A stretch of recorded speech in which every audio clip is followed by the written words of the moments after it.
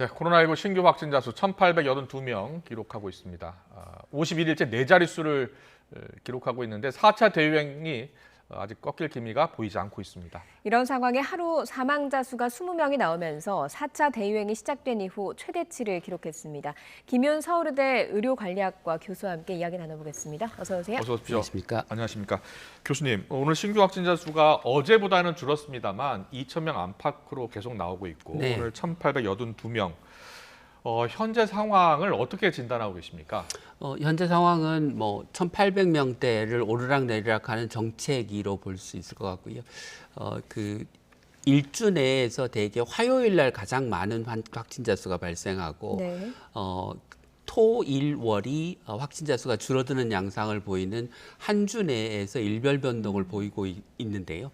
이번 주도 마찬가지로 화요일 날 가장 많은 확진자 수가 발생했다가 어제 거기서 좀 줄어든 양상으로 볼 수 있을 것 같습니다. 네. 예, 전체적으로 그래프 모양을 보면 완만하지만 좀 줄고 있는 모습이거든요. 네, 그렇습니다. 뭐 아직까지는 유의미한 감소라고 보기는 좀 어려운데요. 예. 아무래도 다른 요인이 똑같다면 백신 접종률이 올라가면 백신 접종의 영향으로 전파력이 조금 더 떨어뜨릴 수 있기 때문에 네. 그 영향이 이제 조금씩 더 크게 나타날 것이라고 기대해 볼 수 있을 것 같습니다. 앞서 브리핑 때 보니까 재생산 지수가 1.0대라고 하더라고요. 네, 맞습니까? 그렇습니다. 예. 지금 이제 현재 상황은 뭐 거의 정체된 상태. 그러니까 여기서 이제 더 이상 확진자가 늘지도 줄지도 않는 상태라고 볼 수 있을 것 같습니다. 네. 더 늘어날 가능성은 없겠습니까? 더 늘어날 가능성도 충분히 있다고 생각합니다. 예, 그렇지만 이제 그 과거에 우리가 그 재유행의 초기에 경험했던 것처럼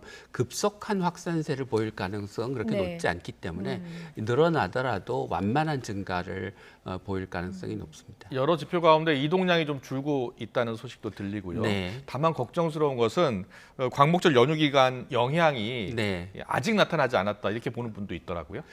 보통 이제 코로나19의 최대 잠복기가 14일이긴 하지만 대부분의 감염은 5일 이내에 나타납니다. 네. 그리고 지금 광복절 연휴가 끝난 뒤 9일째인데요.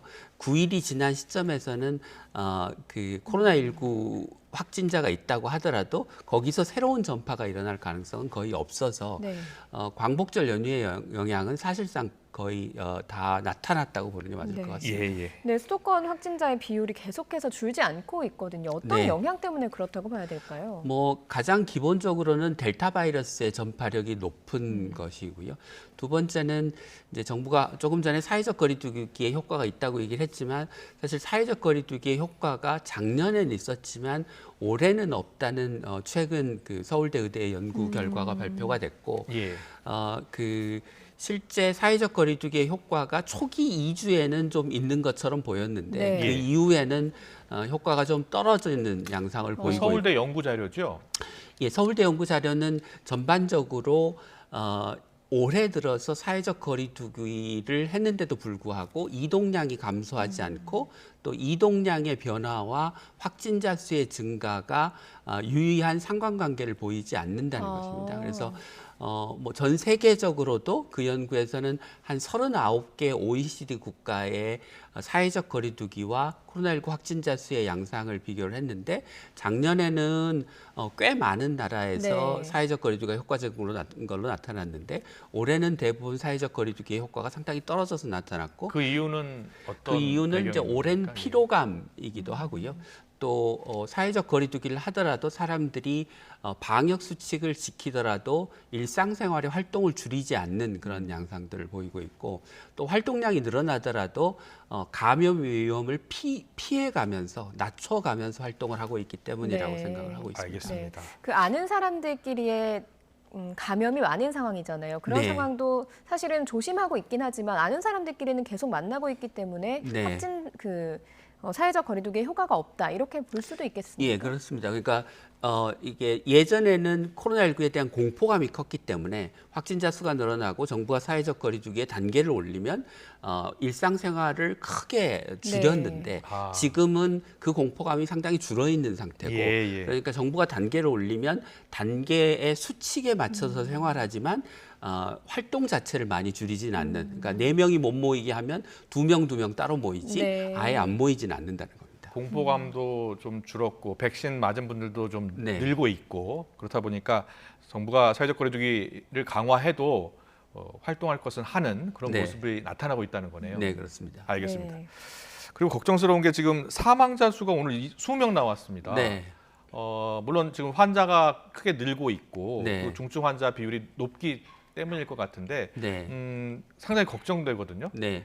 확진자 수가 늘면 그에 따라서 이제 중증 환자나 그렇겠죠. 사망자는 늘긴 하는데 지금 요번 주 평균은 하루에 11명이 사망하는 것으로 나타나서 네. 이제 오늘은 좀 많이 그 사망한 좀 일별 변동이 있는 날이라고 봐야 될 건 같은데요. 네네. 11명이 사망한다고 하더라도 기존에 비해서는 지금 치명률이 올라가 있는 상황입니다. 2배 그렇군요. 가까이. 예. 그래서 이게 그 정말 중증 환자에서 어쩔 수 없이 돌아가실 수밖에 없는 분들이 돌아가신 건지 아니면 최근에는 정부는 병상이 부족하지 않다고 하는데 실제로 환자는 입원 대기가 발생하고 서울에서 발생한 환자가 서울에 중환자실이 없어서 인천으로 이송되거나 다른 지역으로 이송되는 사례들이 발생하고 있어서 그렇군요. 예. 네, 그런 이유로 인해서 치료의 지연 때문에 사망한 사례가 아닌지 좀 면밀하게 분석을 해볼 필요가 있을 것 같습니다. 네네. 뭐 말씀하신 대로 병상 부족 얘기를 하셨는데 위중증 환자가 상당히 늘어나고 있고 그러면서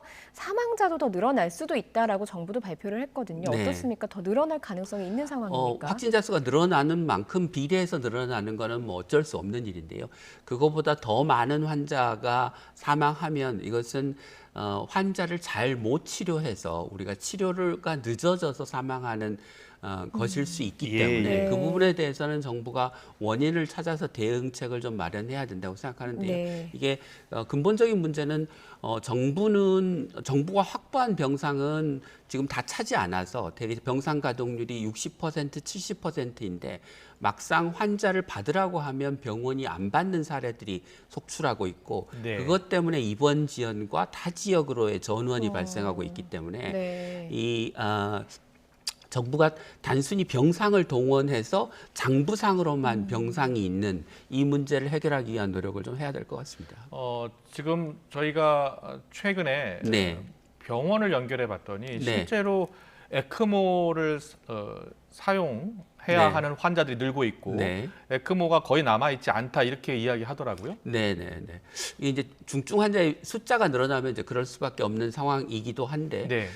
그 과거에 비해서 에크모와 같은 그 장비를 사용해야 될 중환자의 비중이 좀 늘었는지는 살펴봐야 될 것 네, 같습니다. 네. 그런데 통계상으로는 그렇지를 않아서 네. 이제 일선에 있는 의료진들이 말씀하시고 체감하는 것은 개별 사례이고 정부가 발표하는 것은 전국의 상황을 분석해서 발표하는 것이기 때문에 네. 둘 사이에 그 약간의 그 차이는 있을 수 있습니다. 알겠습니다. 앞서서 정부가 발표한 그 병상과 그리고 현장에서 환자를 받지 않겠다라고 하는 병원이 있어서 그 네. 차이가 있을 수 있다라고 말씀을 하셨는데 네. 병원에서 환자를 받지 않는 이유는 무엇 때문인가요? 그 가장 흔한 이유는 의료진이 부족하기 때문이라고 네. 얘기를 하는데요. 그러니까 뭐 병상은 비어 있는데 환자를 볼 그 간호사나 뭐 의사가 없다 이런 이제 이야기를 하는데 이런 현상이 발생하는 이유는 정부가 코로나를 보는 병원을 지정하고 병상을 확보할 때 인력을 같이 늘리는 거를 조건으로 해서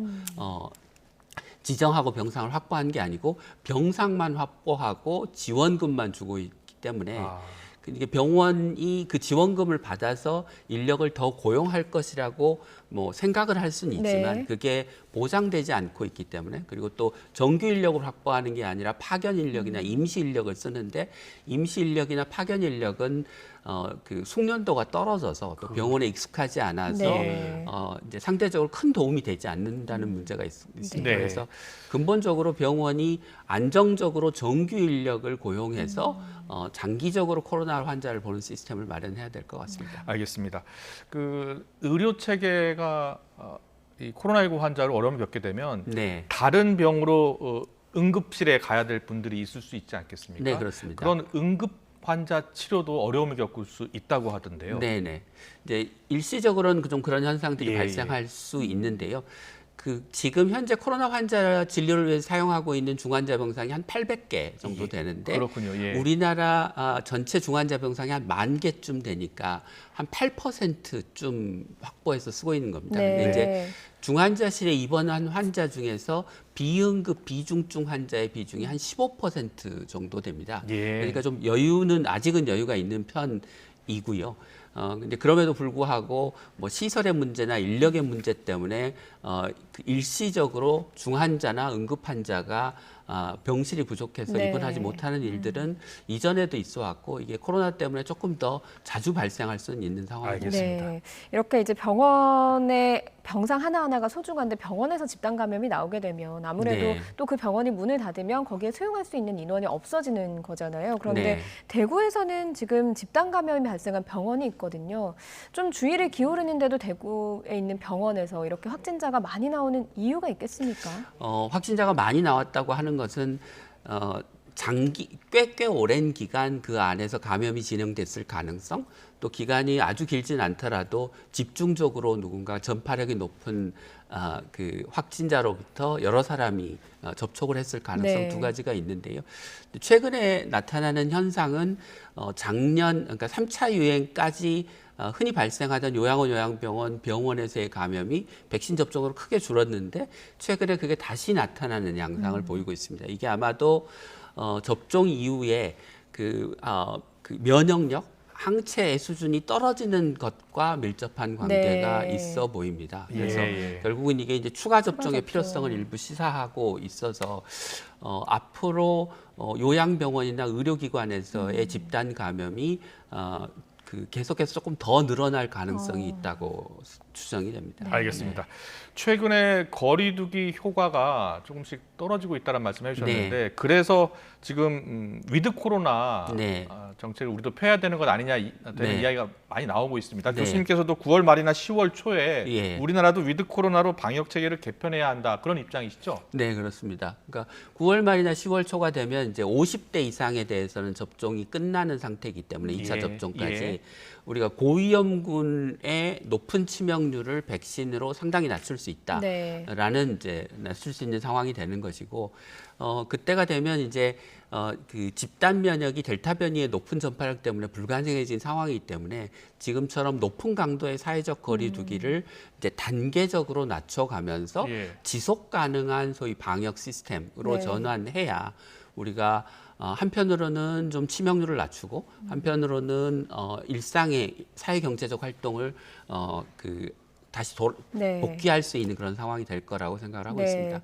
그런데 그 지속 가능한 방역 체계를 하기 위해서 말씀하신 대로 치명률을 줄이고 그렇게 해서 좀 의료 역량을 좀 늘려놓고 이런 것들이 네. 중요한 상황인데 거리두기 체계를 이제 위드 코로나로 바꾸게 되면 순식간에 확진자가 늘어나면서 의료 체계가 네. 오히려 붕괴될 수 있다라고 하는 주장도 있거든요. 네, 그렇습니다. 그런 우려들이 이제 많이 네. 있으시죠. 그래서 이제 한편으로는 병상과 인력을 중환자나 응급 환자의 진료에 방해되지 않는 수준까지 좀 늘려놓고 그런 다음에 사회적 거리두기를 어느 날 갑자기 다 푸는 게 아니고 단계적으로 그러니까 피해는 크고 효과는 적은 것부터 이제 단계적으로 이완을 해가면서 우리가 궁극적으로는 사회적 거리두기를 상당 수준으로 낮추는 것을 목표로 네. 하게 될 것 같습니다. 대개 이제 이스라엘이나 영국의 경우를 보면 4단계에 걸친 로드맵을 만들어 놓고 한 단계당 최소한 4주 이상을 두도록 하고 있습니다. 네. 그래서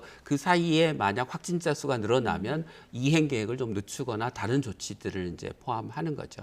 근데 또 한 가지 좀 우리가 놓치고 있는 부분은 우리가 지금 대부분 확진자 수를 줄이기 위한 방역을 사회적 거리두기에 의존해 왔는데 사실 사회적 거리두기는 지금 별 효과가 없고 오히려 효과가 있는 것은 신속한 검사나 역학조사나 밀접 접촉자를 확실히 더 격리하는 것이라는 겁니다. 근데 네. 옛날에는 검사도 빨리 하고 역학조사도 철저히 하고 격리자도 많았는데 최근에는 확진자 수는 늘어드는 반면에 보건소의 방역 인력은 줄어드니까 그게 소극적으로 되고 예. 그게 오히려 확진자 수를 늘리는 주 요인이 되고 네. 있다는 분석이 앞서 말씀드린 그 서울대 의대의 연구 결과입니다. 알겠습니다. 네. 정부도 접종률이 좀 높아지면 위드 코로나 정책 한번 생각해 보겠다라고 했고요. 말씀하신 것처럼 철저한 준비를 통해서 사전 준비를 통해서 차근차근 준비를 해 나가는 게 좋겠습니다. 지금까지 김윤 서울의대 의료관리학과 교수님과 이야기 나눠봤습니다. 잘 들었습니다. 고맙습니다.